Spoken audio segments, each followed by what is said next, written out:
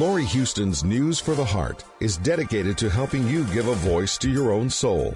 Our hearts have the power to free us from pain and the struggles that keep us from awakening to our true essence. Join Laurie now as we delve into our heart and soul to find the path that will open us to the possibilities and lead us to the life we love to live.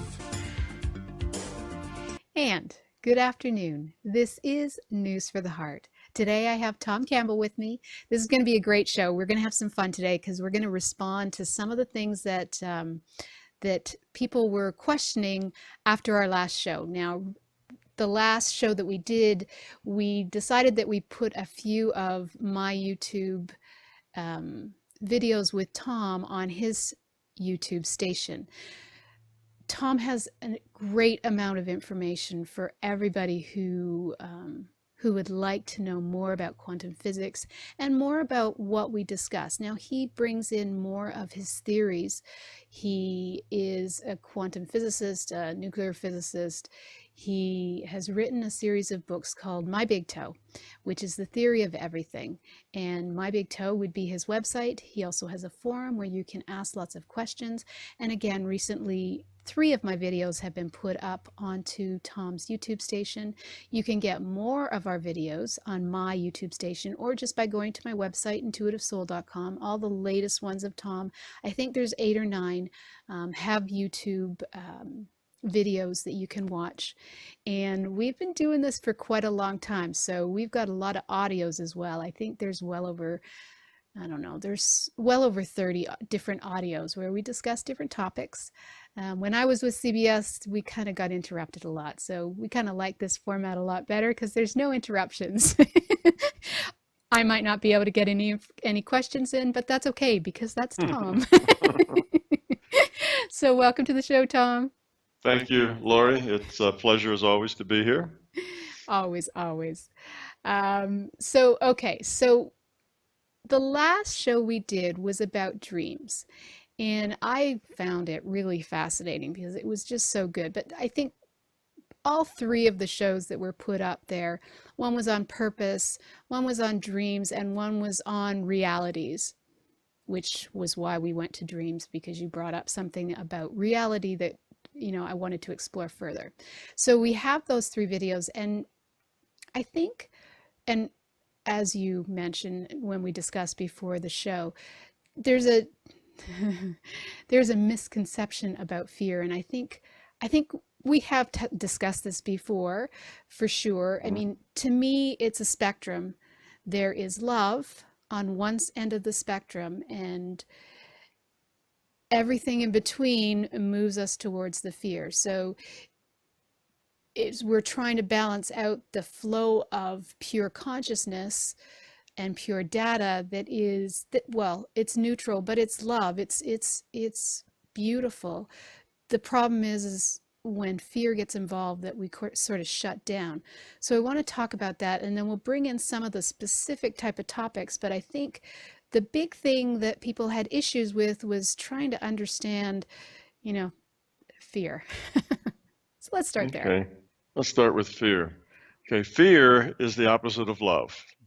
As you say, you have love on one end of the spectrum, and that's what we're trying to be. We're trying to become love. Love is what is good for us. Love is what we want to become. And in order to become love, you have to get rid of fear, because as long as you have fear, then you're not all the love that you could be. That fear is, if you might think of it as anti-love, or the opposite of love. So we have to get rid of fear if we're going to grow up and become love in this reality, and that's why we're here to do that. That's our purpose.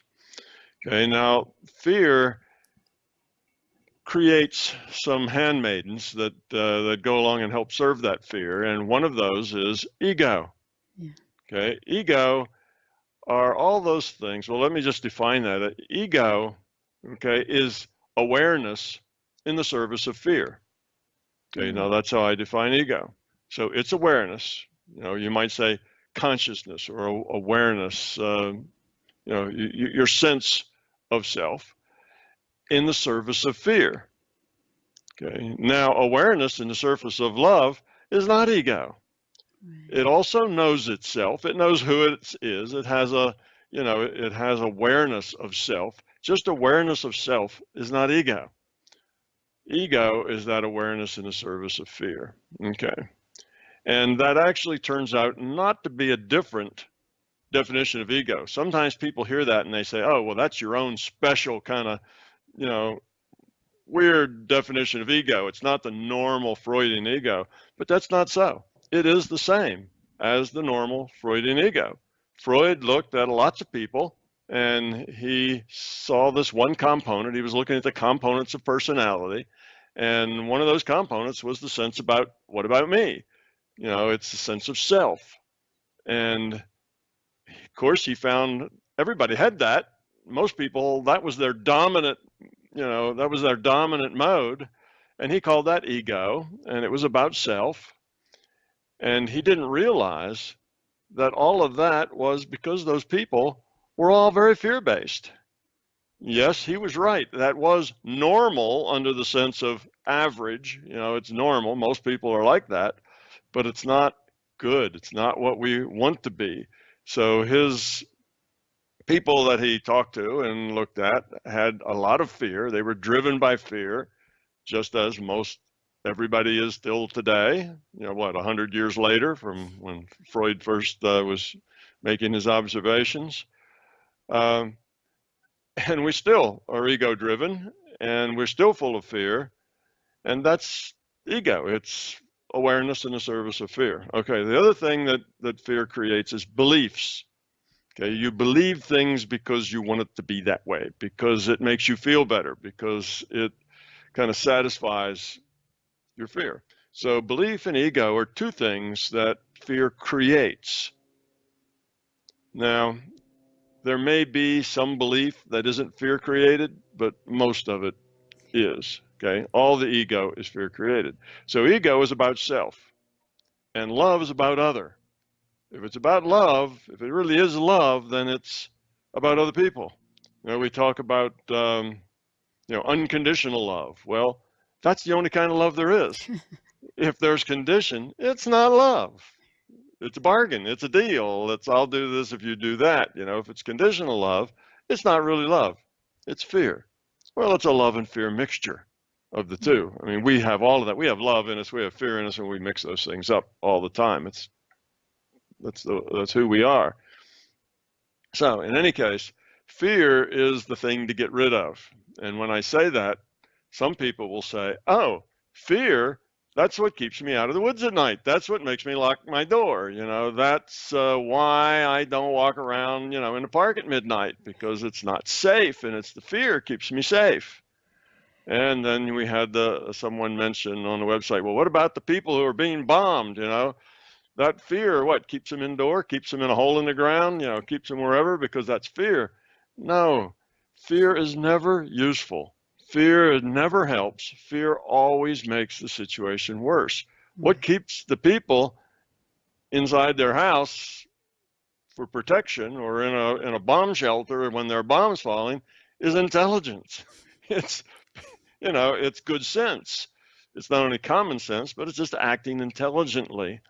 What keeps you, what has you locking your door at night is it makes good sense. While you're unconscious sleeping, why would you want to leave, your door unlocked? Make it easy for somebody to walk into your house. At least they'd have to make a little noise to get in, which would wake you up, you see, and alert you. So that it makes good sense. And why shouldn't you walk in a park at night? Well, because you're intelligent enough to realize that walking through the park at midnight alone is probably a bad idea. It's high risk behavior. So it's not that fear helps you out, that being fearful makes you do good things. That being fearful just makes it all the worse. You see, if you're not fearful, but you're just intelligent, then instead of staying in the house or staying in the hole in the bomb shelter, terrified, you're just in the bomb shelter because that's the safest place to be. Instead of, being, terrified of people coming through your door and having nightmares all night because you're so frightened and fearful, you just lock the door because that's a sensible thing to do. Fear never adds anything positive. You see, it's always a takeaway. It always takes away. So if you want to go out and walk in the woods, and it happens to be the, let's say, mating season for the grizzly bear, and you're in that kind of woods, and the bears there are very territorial now, the male bears are very territorial during that season, then being fearful is not a good idea. Let's say you have to go walk in those woods. Now, somebody who's intelligent would choose not to walk in those woods. Not a good time. Let's wait, till the season's over before we walk around in the woods today. So that keeps you out of the woods is your intelligence. But if you find yourself in a frightening situation, so you're in the woods and you see this big grizzly bear, fear will get you eaten. Fear will get you hurt. Because that bear will smell your fear, and now he's an animal that preys on other animals, and that's a sign that gets him going as far as attack and whatever. If you're fearful and what you do is scream and start to run, that will get you eaten, because when you run, a predator will chase. You've just done all the wrong things. Or if you're fearful and you just stand there frozen, like the deer in the headlights, right? The deer in the headlights stands there frozen because of fear. And what happens to the deer? Just stands there and doesn't run out of the road, they get run over. You see, fear is never helpful. If you're in that situation, your intelligence might save you. Maybe you'll reach in your pocket for the pepper spray, or for the air horn, or you'll know that you should keep eye contact and back away slowly, or that you should not keep eye contact and, whatever. You'll know what to do, and you can execute a plan. If you're fearful, basically, you won't be able to execute as well a plan. If a person is fearful, they can't run as fast. Their muscles are tight and knotted up. They're unsure, they're panicked. They're not really focused on what they're doing. They're more likely to trip or fall down or other things, you see, because their intent isn't entirely on executing a plan. So fear is always a problem. Fear doesn't save you from anything, from the bear, from the bombs, from the muggers in the park. It just makes it all worse. So being fearless doesn't mean being stupid.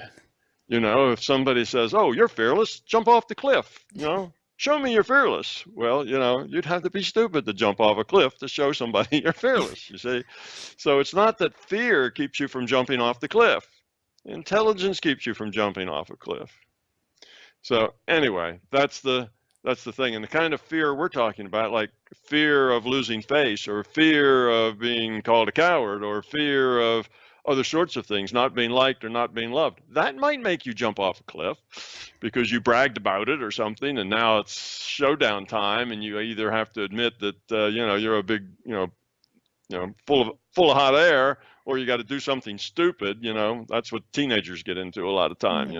Particularly teenage boys, they get kind of challenged into doing things that are stupid because they don't look like they're chicken or not able to do things. So that sort of fear, of course, just gets you in trouble.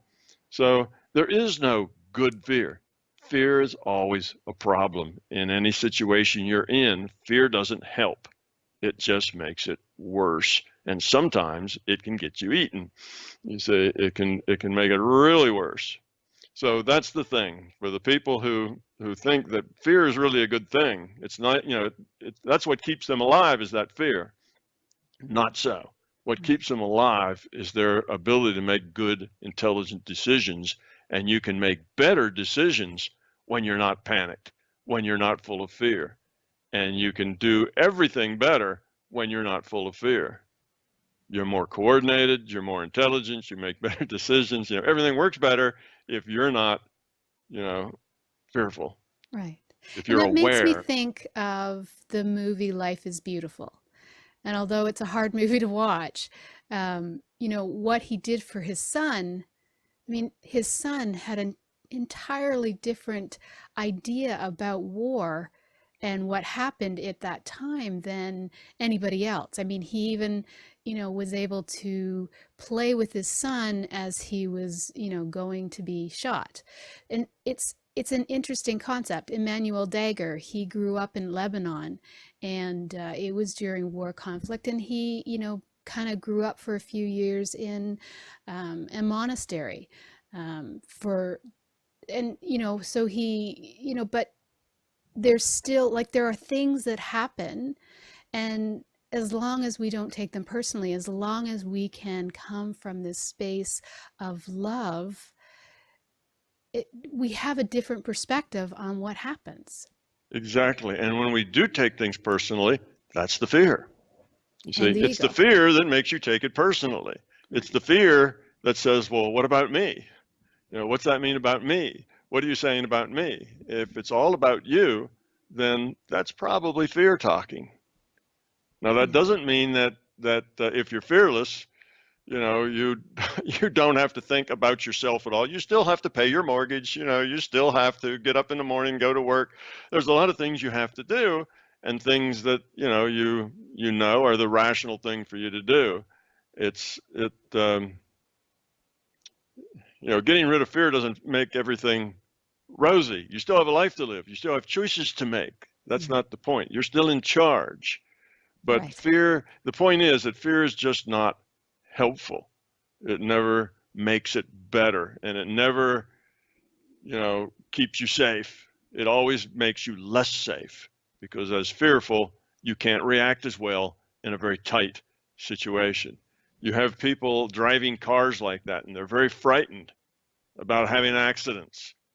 Those people are more likely to have an accident than somebody who's aware, alert, sees what's going on, and when that, dog runs in front of them, or that car, cuts them off, they can react quickly because they're in charge of themselves. They're not wrapped up in fear, which when you're fearful, you act slowly. Your reaction times go up. You're just not as good. So fear is always a bad idea. It's And not when a, you're in fear and you're driving and you get caught up in road rage, you're more apt to get the person that is really raging to come back at you.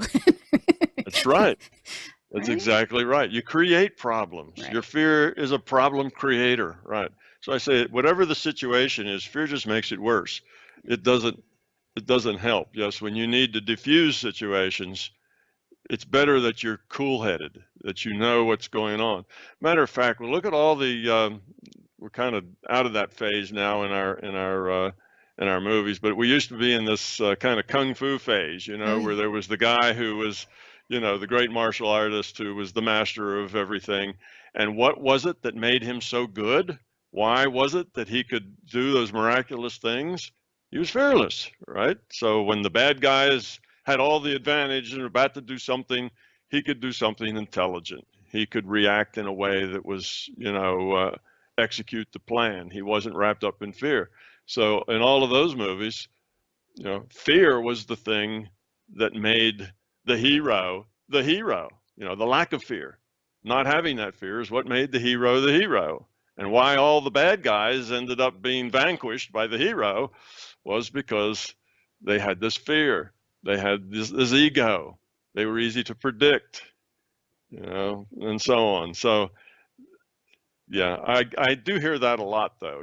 Fear is a good thing. We all need fear. Fear is what keeps us safe.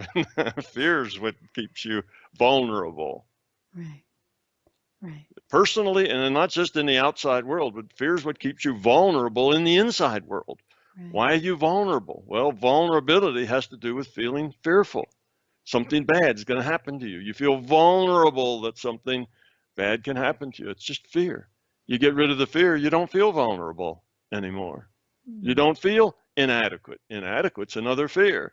You don't feel unlovable, unworthy, on and on and on. All these things that are personality problems or problems with dealing with life, they're all about fear as well. It's not just bombs falling and bears in the woods, but all of your inner issues are fear-based. And that's really where we really discuss this fear thing. It's all, if you are not a joyful, happy person who just finds life wonderful adventure, if you're not a real positive person, that's because you have fear. If you didn't have that fear, you would be a joyful, positive person. And no, it doesn't matter that, that you're your boss is not nice. It doesn't matter that you're not rich. None of those things matter. If you don't have the fear, you will deal with all of those things in the most intelligent way you can. You'll have a plan and you'll work with them, but you won't be miserable. It's the fear that makes you miserable. It's the fear that gives you the anxiety, the upset, the angst, the anger. All that comes out of fear. And ego and belief, which are, again, the handmaidens of fear. So that's why fear is the problem. It's a problem on the outside. It's a problem on the inside. It's the thing we need to outgrow. Right. Okay, so another comment, and I thought this was an interesting one for a variety of reasons, because it brings up other thoughts. But it was it was talking about choices and saying that we don't have a choice. So some people believe in destiny or fate. In this case, it was that our life path is already set out in stone by astrology. Now, I love astrology, and I certainly use it as one of my tools to understand, certain things that could be happening around.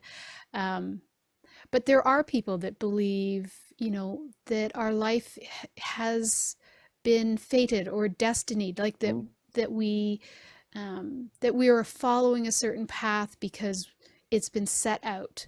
Yeah. And I think, again, this is probably a misunderstanding of what choices are. Choices, when we talk about choices, especially you and I, we're talking about, are you choosing from a place of fear and ego, or are you choosing from a place of love? We always, part of our whole purpose here is to be making choices. Yes. And there are a lot of people that feel that way, and it's called determinism. Okay. Right? Now, a large number of those people that feel that this is a deterministic reality, which means everything has already been scripted. Right. Everything. Not just most things or big things, but everything. Every word that you say, every word that I say in response to what you say, and so on, all of it's scripted. It couldn't be any other way. It has to be this way. We're just actors. We're like the actors on a film, on a movie.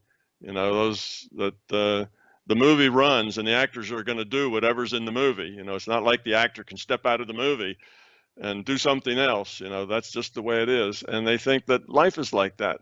And a large number of these people, you'd think, well, it couldn't be very many people. That's such a bizarre idea, right? To think of that. You say, then couldn't be too many people feel that way. But there's one large group of people that feel that way. They're called scientists. Scientists believe, for the most part, or at least used to believe, and most of them still do, that our reality is deterministic. And they believe that because that's what they need to believe. For a scientist to believe something other than that means there's some other force besides these natural forces. You see, there's some other thing bigger than the physical and the physical world. It's not just the mechanics. That comes from Newtonian, what do they call it? The reality is a big clockwork, right? It's the clockwork view of reality. It's all this big set. If we knew where all the molecules and particles were and what their velocities and things and charges were at any instant, you could calculate everything else that would happen. It's just a big clockwork. Well, that's silly. It's not like that at all. Anybody, living a life knows that they make choices. So this gets down to the fundamental philosophical argument. It's been an argument for probably at least, 2,000 years. And that's between determinism and free will. That's fundamentally what we're talking about here.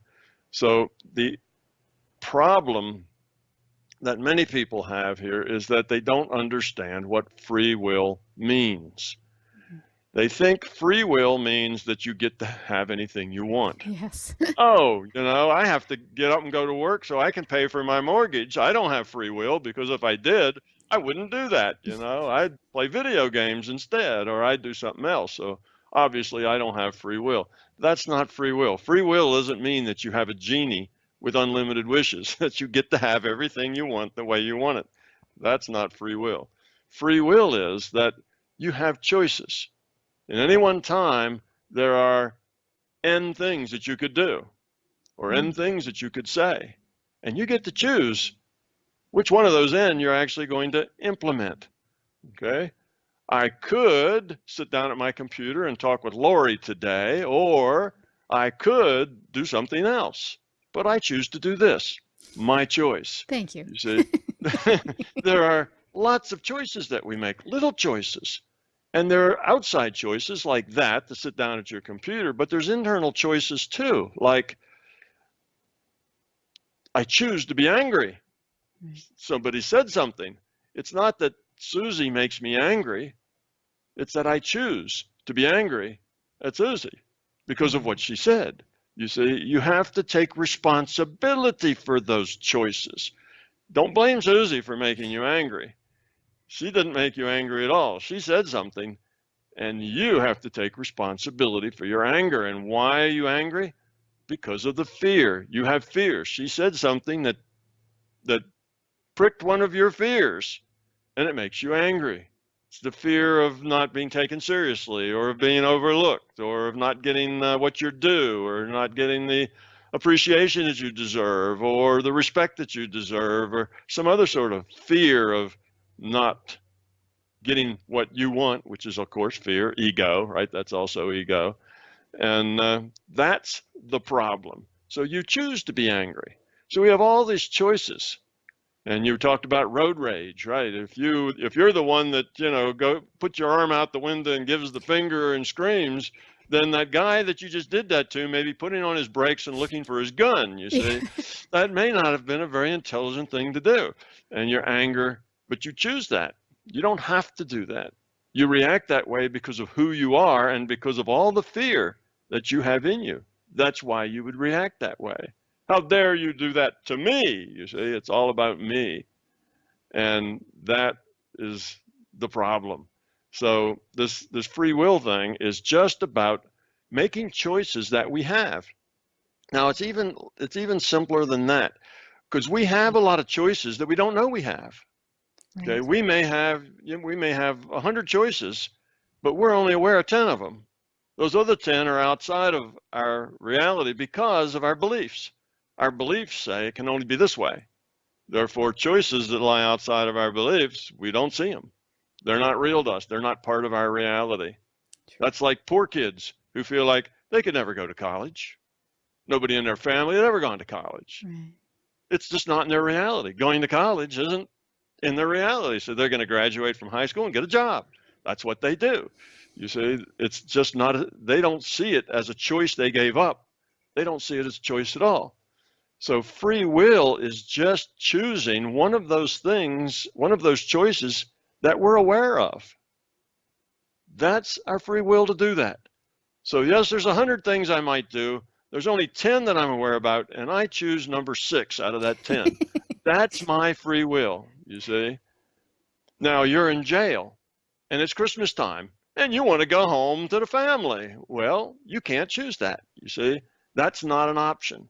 So instead of saying the prisoner has no free will because he can't go home at Christmas time, it's just the prisoner has limited options now. He's got some new options he wouldn't have had if he wasn't in prison. He may just stay in his cell because it's safer there. He has other choices to make that he wouldn't make otherwise. And there's other choices that he would have made that he can't now. So that's true when you go do anything. When you get married, there's some choices that you would have made before you got married that are inappropriate now, you see, and some new choices that you never had before. So your choices, which I call your decision space, is always changing all the time. Every time you make choice A, that changes perhaps what you'll do next. Now choice B, C, and D all kind of rearrange themselves. Some choices fall off, other choices come into view. So our choices open up and close down other choices. And that's how we go through life. And by the time we've been in life a while, who we are and where we are and what we're doing is a result of all the choices that we've made. We are the result of all the choices that we've made. you see? So the free will is not some magic sort of thing that means you don't ever have to do anything you don't want. The free will is you have choices to be angry or not to be angry. You have choices to stay inside or go out, to lock your door or not, to go walk in the woods or not. These are all choices.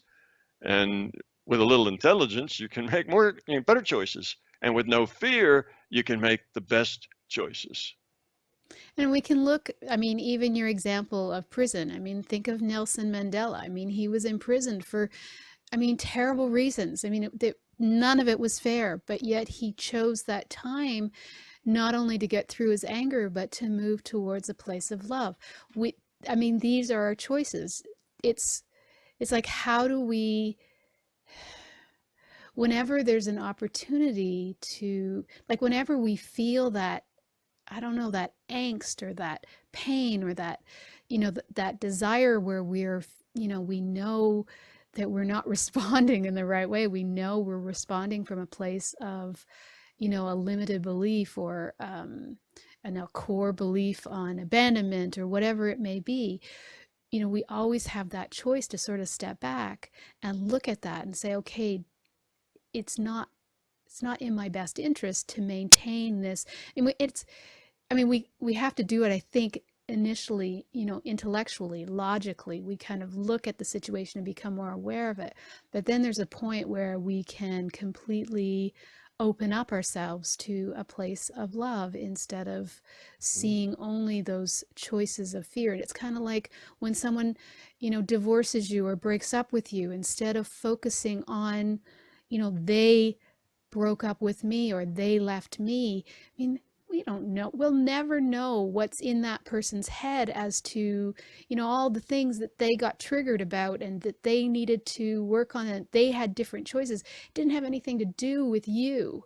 But we tend to take things so personally that we get caught up in the justifying and the righteousness and, you know, all the things that can make us in fear.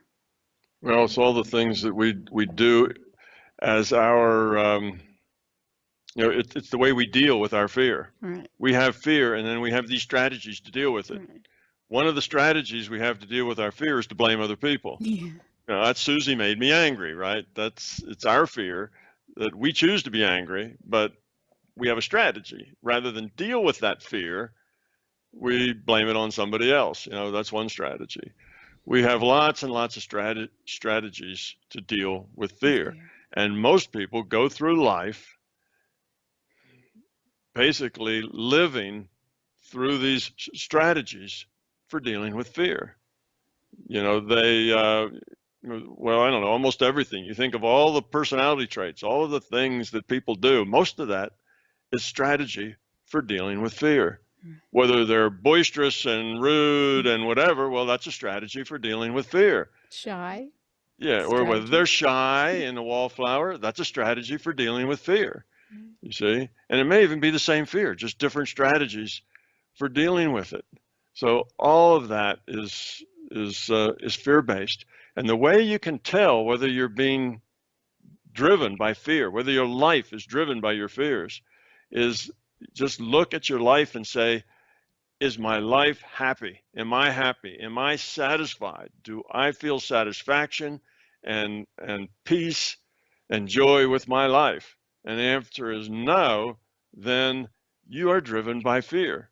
Anything that's negative, your feeling of anger, anxiety, upset, all of those things that are negative feelings, you know, guilt, you know, anger, frustration, all of that has to do with fear. You don't feel any of that if there isn't any fear. And I know people kind of shake their head at that, and they think that's impossible. And there's other people who say, fear, I don't really have any fears.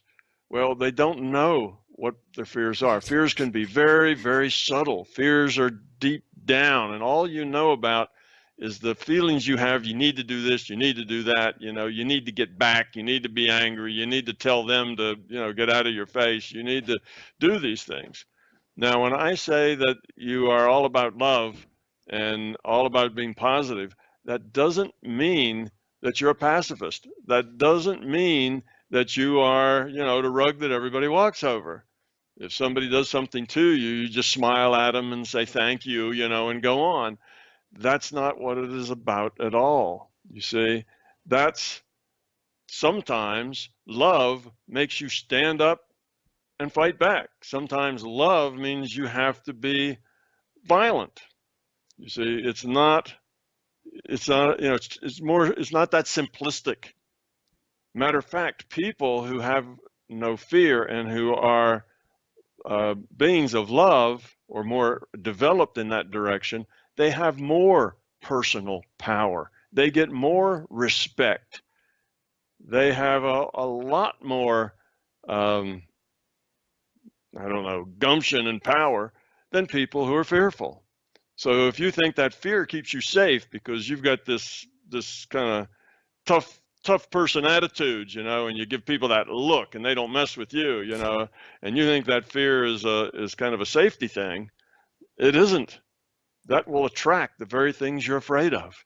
It'll create problems in your life. It'll give you ulcers if you live that way.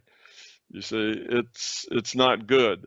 If you are a very positive person, that gives you power. That gives you the power to change things. And just look at the people we know of in recent history who have made huge positive changes in whole cultures, not just in their families, but in whole cultures. And every one of them was because of the depth of their love and caring.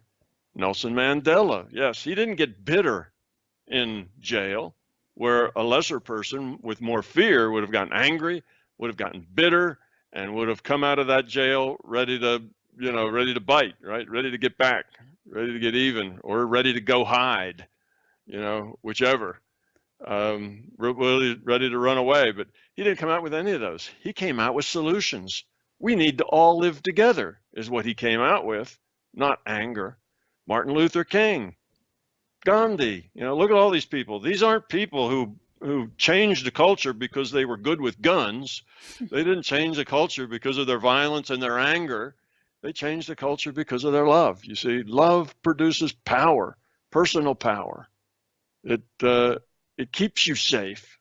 It doesn't make you somebody else's floor mat. That's fear talking. Fear of, I'll be taken advantage of. I'll be treated like a floor mat. People will push me around if I'm love. That's just fear. See, it's all your fear. So if you're a very fearful person, then you also fear becoming love because you basically fear everything. And you don't understand how love makes you powerful, not weak. You're not taken advantage of when you're love. You see, it's a difficult thing for people to understand, but you just have to get there one decision, one choice at a time. That's what that free will of yours is for making choices. And every choice you make will move you a little bit toward or away from fear, toward or away from love. You just have to make those right choices. And to make those choices toward love, you have to find those fears and get rid of them. So that's how we grow up. There was an interesting one again about, okay, this is it. So again, something that people misunderstand about when we focus our love outside of ourselves. This person was, well, I need to work on myself and I need to love and cherish all of me before I go outside. And again, I think that's a misunderstanding of what you're saying. Yes, it's a terrible misunderstanding. That's called narcissism. I love me. I am so wonderful. I need to love. You have to love yourself before you can love anybody else. We've all heard that sort of thing. And that's called narcissism. And that's really not what's meant, because the people who say that aren't narcissistic and they're not wanting anybody else to be narcissistic. It's just they're saying something in a confusing way. What they mean to say is before you can love anybody else, you can't really dislike yourself. If you think you're awful and you think you're inadequate and you think you've got nothing to offer, well, what can you give others if you feel you don't have anything to offer? You see, you're empty. If you feel very bad and negative about yourself, you're empty. you don't have much to give. It's only when you feel full, of love and caring, whatever, that you have something to give. So that's what they're talking about. So it's not that you have to love yourself. It's that you have to not dislike yourself. That's interesting. You see, that's the real key. So if you have negative attitudes towards yourself, which is saying is if you are fearful, just a minute, I will try to stop that from the background. Oh, don't hear it. Oh, you didn't? No. Okay. Well, good. This little mic is very directional. Okay, so that worked. Now the phone was ringing, and I didn't know that you couldn't hear it. All right. So the point is, that you have to not be negative. Right. If you say, I'm unworthy, then how can you give to a relationship if you feel unworthy? You see, so it's that negative feelings towards yourself. That's what you have to get rid of. And what people do is they get this message. First, you have to love yourself. Oh, I need to take some time for me. I'm busy. It's all about other people all the time. So now it needs to be about me. That's just ego. That's not necessarily narcissistic yet, but that's going in that direction. It's not about you in that sense, unless you're by yourself. If you're by yourself, then I guess it's just about you at that point. Yes, you can do what feels good to you then.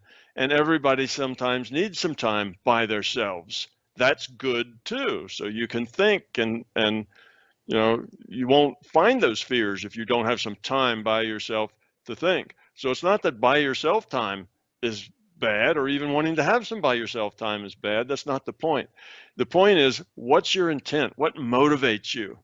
If you're motivated because of, the vectors pointing to you, it's about me, my needs, my wants, what I think, what I want, that is not love.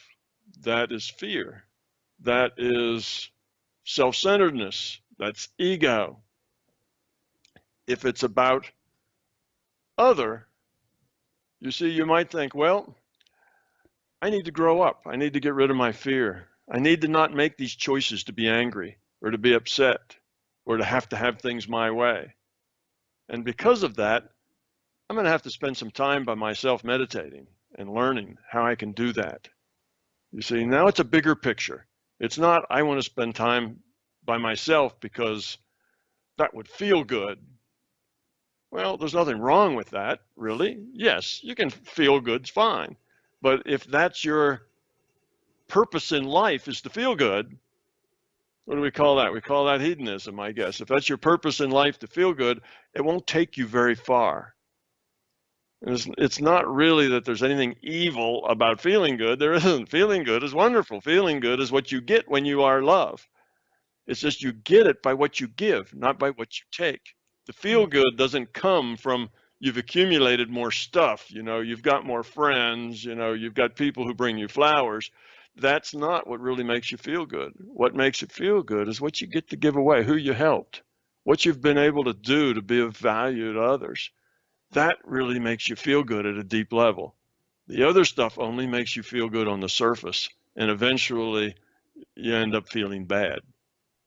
If you were to take all your time, say, all right, from now on, it's just all about me. I'm going to go get in my bathtub and I'm going to get a masseuse in here to give me a massage, and I'm going to have this and I'm going to have that, and it's all about me. Sounds like a really, really wealthy person, right? Everything's going to be about me. And you will find very quickly that that's a very empty, unhappy place to be, because that's not where your joy comes from. Your joy doesn't come from having your back rubbed.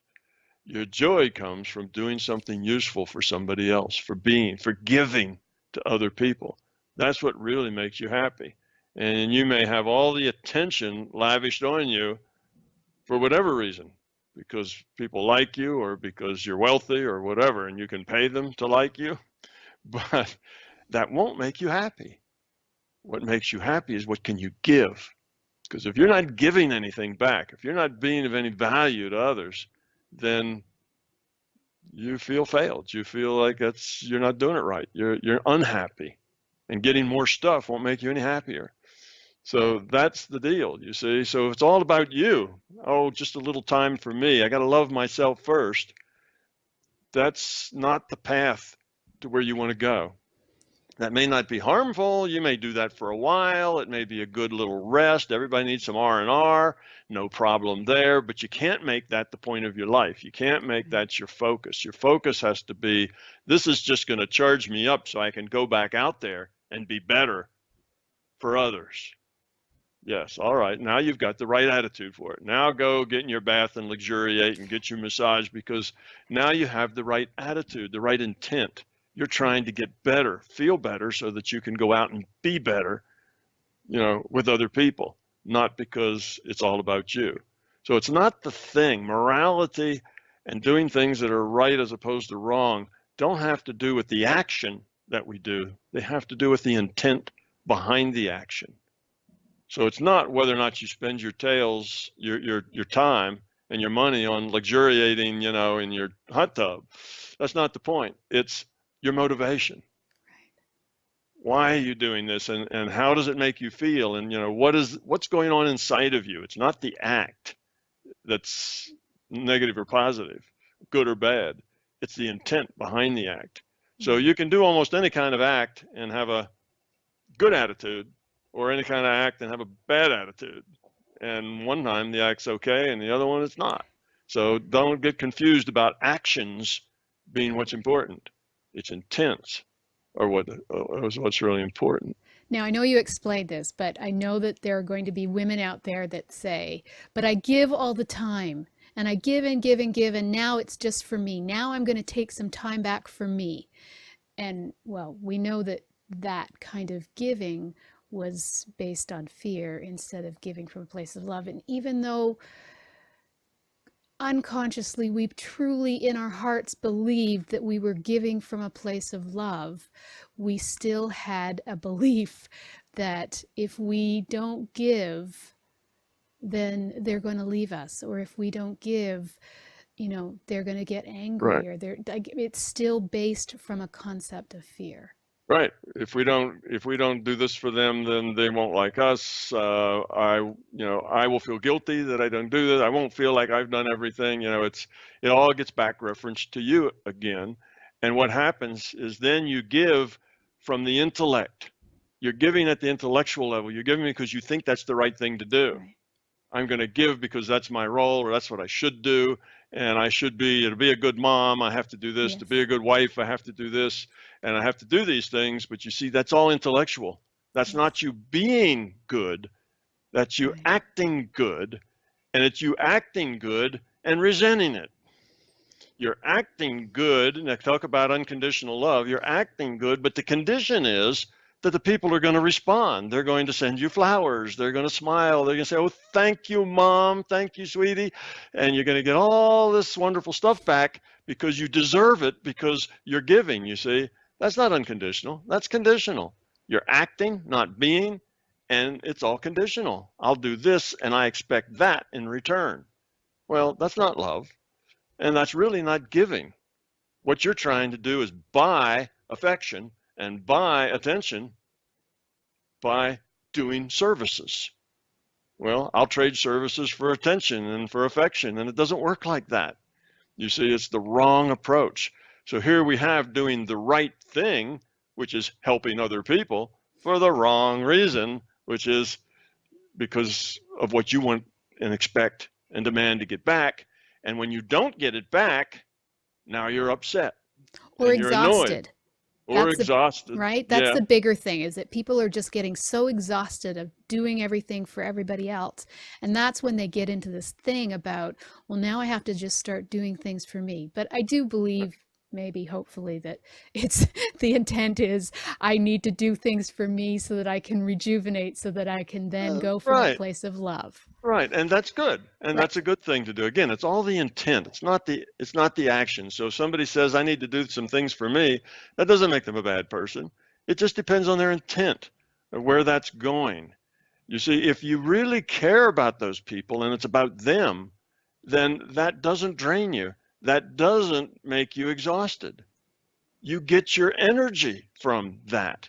Okay, you did this for your children and now they're better off. You feel good about that. You did something for your husband or your wife or your mother-in-law or somebody, and now they're better off, and you feel good about that. That energizes you. If you're really giving at the being level and not the intellectual level with expectations of what you get back, if it's love-based and not fear-based, that'll pump you up. And after all that giving, you feel even better than you did before you started. Sure, it was work, but work that's not work. That's a work of love, right? That's something you enjoy doing. You can see the effect you're having. But if you're saying, well, the effect I want is I want people to, do this. I want stuff to come back at me. I want them to bring me flowers. I want them to tell me how much they love me and how much they care. And that's really why I'm doing this stuff, is because this is what I need. This is my fear that I'm not going to get it. So that fear that I'm not going to get it, I'm going to do all this service to try to get it, because that's my strategy to take care of my fear. Well, all that will lead to is frustration and upset and negativity and anger, and you'll feel used and abused, and it's unfair, and you go through all this negative stuff, and all of that is created by your own fear, you see? So it's your fear that creates all that negativity. So it's not the actions. Yes, a lot of people, particularly females, spend a lot of time doing things for other people, but it doesn't make them happy unless they're really doing it at the being level because they want to give to those people, not because they want to get something back. And if they got into that mode of love rather than the mode of fear, they'd find that doing didn't exhaust them. It exhilarated them. At the end of the day, yeah, they're tired, really, really tired, but they're smiling, they're happy. They can just see all the difference they made in all of these lives, and that lights them up because that's what they live for. You see, that's a whole different thing than saying, well, how's this equation working? Now, here's all the services I gave, that weighs this much, and what did I get back? Not much. Oh, I'm being taken advantage of, you see. All I do is work, work, work. Well, hell with that. I'm going to take some time for me for a change. It's going to be about me because I deserve more than what I'm getting. You see, that's not the right way to go about it. So it's not the taking time for me. That's neither here nor there. It's the attitude. It's the intent that goes with it. Is it love-based giving, or is it intellectual-based, doing what you think you ought to do because that's your strategy to kind of salve over the fear? You see, that's to get you what you want.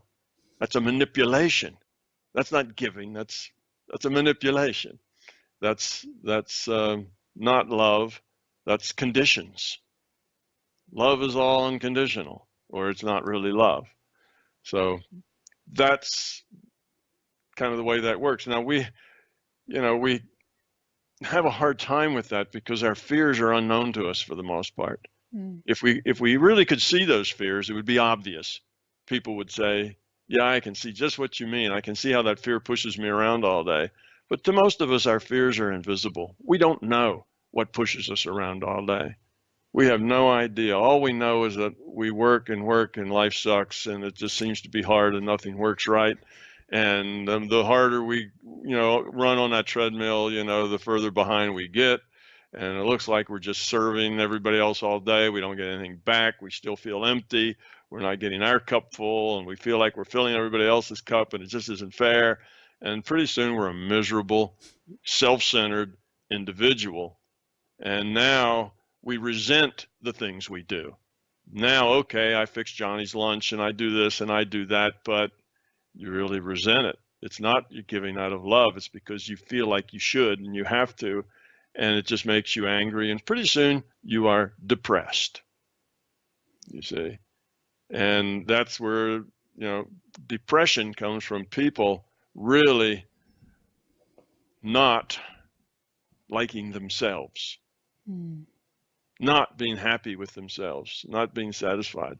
So that's this idea, well, first you got to love yourself. Well, it's not love you have to do. You have to stop feeling negative about yourself.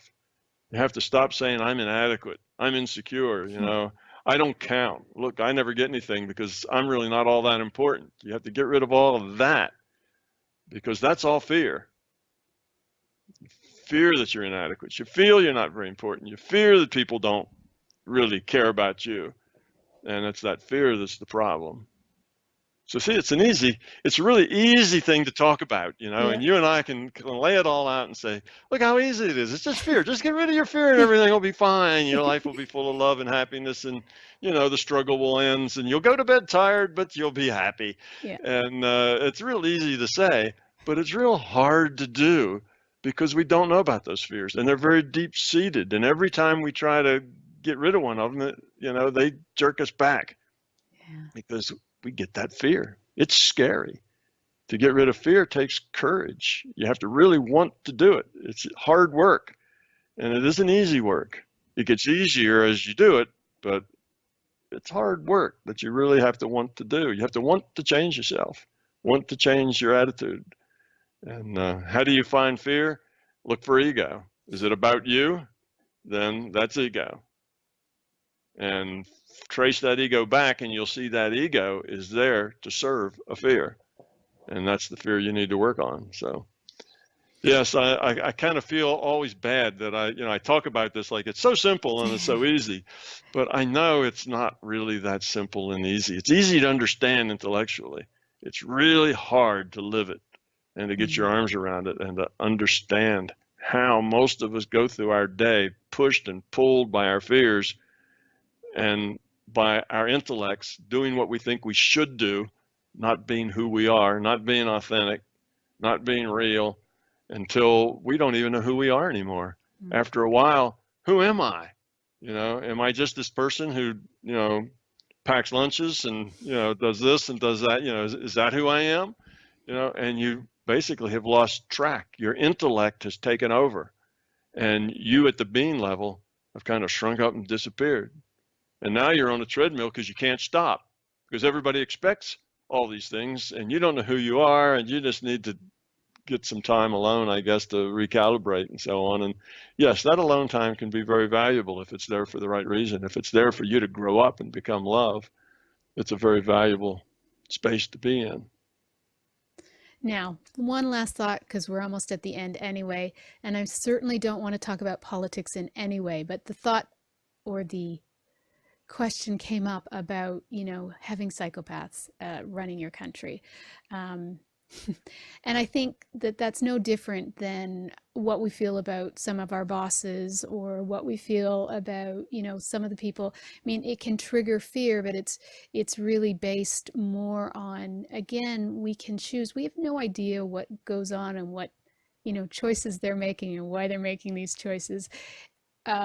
Psychopath or sociopath certainly has certain indications of different behaviors, but again, it still comes up to our choosing and how we choose to see what's happening and whether we see it as happening to us or as happening, and that we can choose to see it in a different way or perceive it in a different way.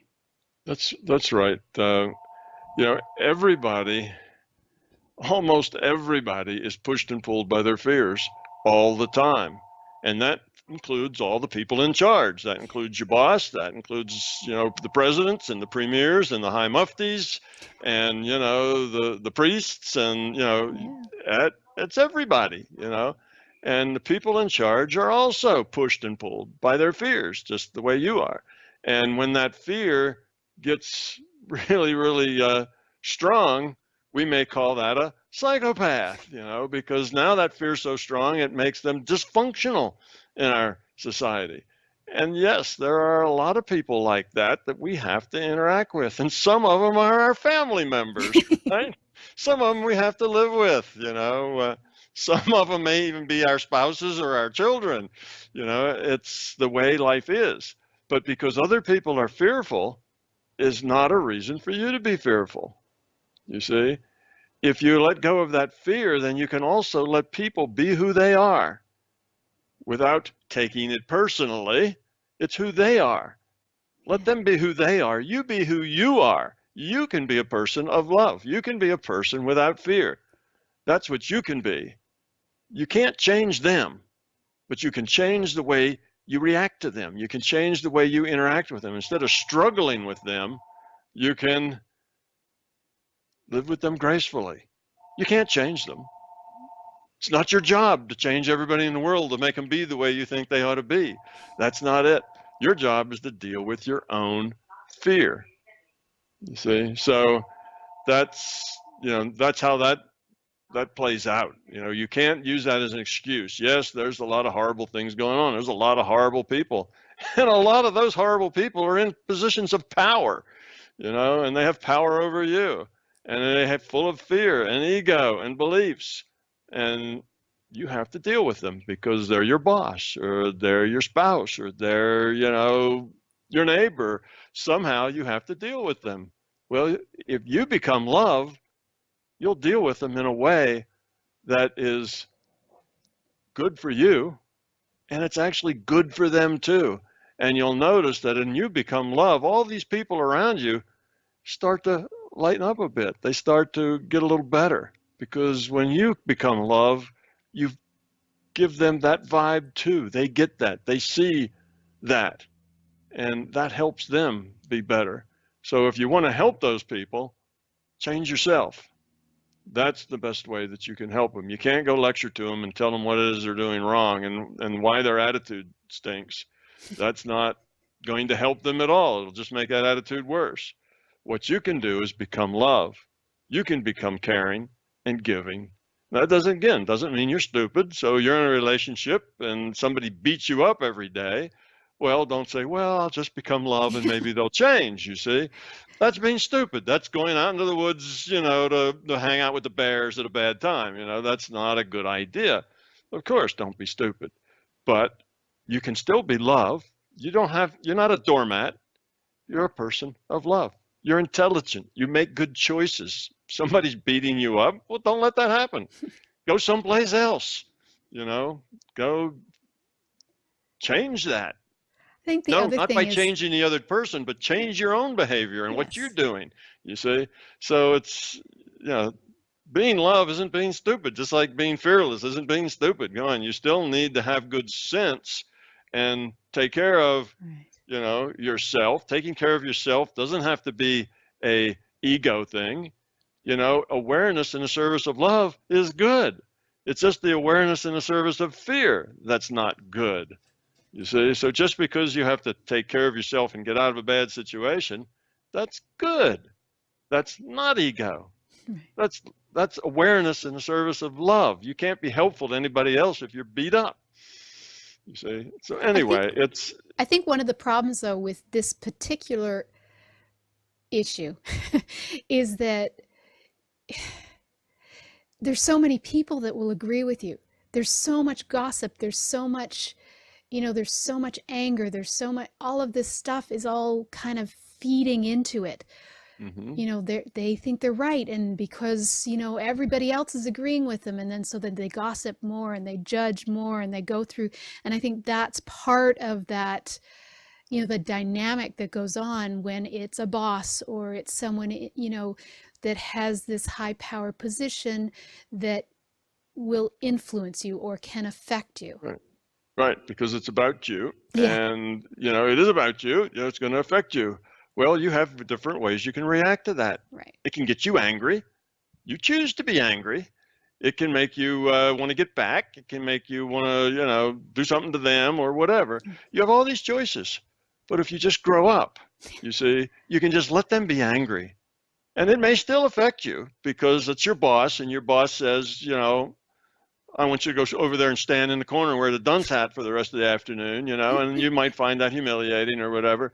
So you may have to deal with it still. But if you don't have your ego and fear attached to it, the dealing with it is easy. It doesn't bother you. It doesn't humiliate you. It doesn't ruin your day. It doesn't make you angry. It doesn't upset you. You deal with what you have to deal with, and you change that stuff that you really don't like. Well, you need a different job if your boss is going to treat you like that. Start making progress to get another job. Instead of getting angry at the boss, start working on another path. Do something about it. And while you're doing something about it, you don't have to get ulcers. You don't have to get upset. You don't have to get angry. Just say, well, this I'll have to endure until I have something else. And then you endure it. But it doesn't, you see, if you don't have the fear and the ego, it doesn't stick to you. It doesn't attach to you. It's not about you. It's them. It's about them. And if you can remove yourself from a psychopath's influence, well, that's good. Remove yourself from them. If you can't, then you have to deal with it in a way that is not negative. Sometimes you have to accept some punishment, that isn't fair. With this whole idea of fair, there really is no such thing as fair. That's all in our perception. Generally, it's not fair because that's our ego and our fear. That the whole thing about fair, things just are, and you deal with them in a way that is most love-like as far as your choices go. That's the point. So yes, we take Nelson in jail, right? Mandela in jail. How does he deal with it? Take Viktor Frankl, victim of Nazi genocide. He and his family. I think all of his family were murdered, and he didn't come out of it bitter. He came out of it better. He came out of it with better ideas. And he did not internalize that into more fear and hate and that sort of thing. You can go that path, but that's all serving fear. You see, so you deal with what you have to deal with. And those two men dealt with far more than most of us will ever have to deal with. Yeah. And if they can deal with all of that and come out of it whole, better than when they went in, well, so can we. So yeah, okay, the boss may be, really awful. Deal with it gracefully and change what you have to change. Change what you can control. And you may not be able to control it much because that may be the only job around and you may take you a year to find another job. Well, during that year, it's just them being the way they are, and you don't take it personally. It's not a thing. Yeah, you still have to go to the office. You still have to stand in the corner sometimes. You still have to do these things, but it's life. It's the way it is, and you'll get through it, and eventually it'll change, and it'll go away, and you'll go on with it, but you don't let it affect you in a negative way, you see?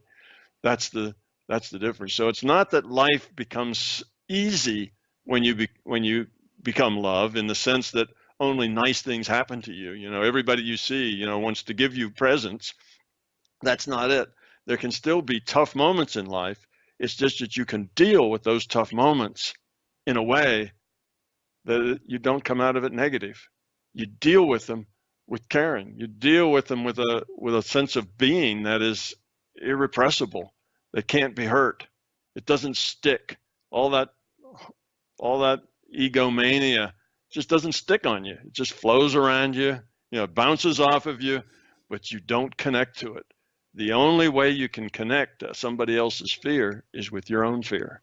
If you don't have the fear, then you may be in a nasty environment, but none of it touches you. You live in a bubble outside of it. You're immune from it. So that's the place that we really need to get to. Don't let somebody else's fear drag you down by your fear. If you don't have the fear, it'll never touch you. Beautiful. Well, another amazing show, Tom. I think this one will be a lot of fun. I'm sure we'll get a lot of responses from this one, but I loved it. I think you guys asked the questions, we answered. So I don't know if you'll like it, but I mean, you made great points about, it's not easy. The only thing we can do is to just become more conscious and aware of it. It's not like it's easy. If it was easy, we wouldn't be here on this planet. We would be somewhere else that is a different dimension and not quite so fear-based. But it isn't easy, but it is what we're supposed to be doing. Yes. That is our point for being here. The whole reason we are here in this experience is so we can make love-based choices and grow up. And as we grow up, we do really become immune to all this nastiness. It's still there because other people are the way they are. They haven't grown up yet, but we can live in it and be helpful and caring and not be doormats, be very effective in changing things. You see, that's what we're supposed to do. That's the right answer. This idea of struggling with it and struggling with it and struggling with it and never seem to be able to get ahead, and you're always struggling with these things, that's because you're part of them. You're struggling with them because of your own fear. If you didn't have that fear, you wouldn't be struggling. So if your life is a constant struggle, and it's because that's your fear.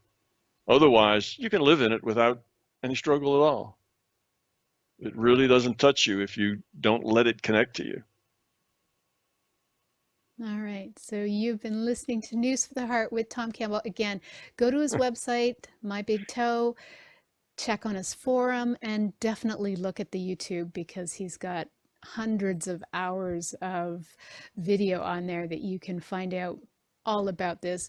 We tend to look more at how to apply his theory, but yeah, it's all there. So if you want more information, check him out for sure. And always love having you, Tom. You're one of my absolute favorite people. So thank you as always.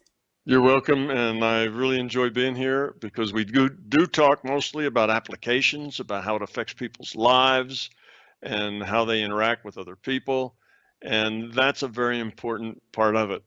Often in my other lives, other places, right? I'm Tom the science guy, and that's a different, that's a different thing. Now we're talking about the nature of reality and all sorts of other things, and that's important too. But this side is really the kind of the soft underbelly of the nature of reality. It's one of the toughest things to do, is to find those fears, but it's what's important in the individual level. That's the key. If you can just get that one idea that your life really should be full of joy. It should be full of peace. You should feel satisfaction. And if you don't point a finger at somebody else. You see, if you don't, it's because your fear is keeping you from being that. So, that's another one of your choices. You have a choice with your free will. Do you work on that fear and get rid of it, or you just keep on keeping on? It's another choice. Yes. All right. So we'll be back next month. No idea what it'll be about, but if you have more comments, or you have more questions, or you want us to look at something, let us know. All right. Thank you, Tom. You're welcome. Have a question for Laurie and want to be on the next News from the Heart show? Drop us a line via instant feedback at bmajor.org. News from the Heart is brought to you by Intuitive Soul and is produced by Major Radio for Clear Channel's iHeartRadio and bmajor.org.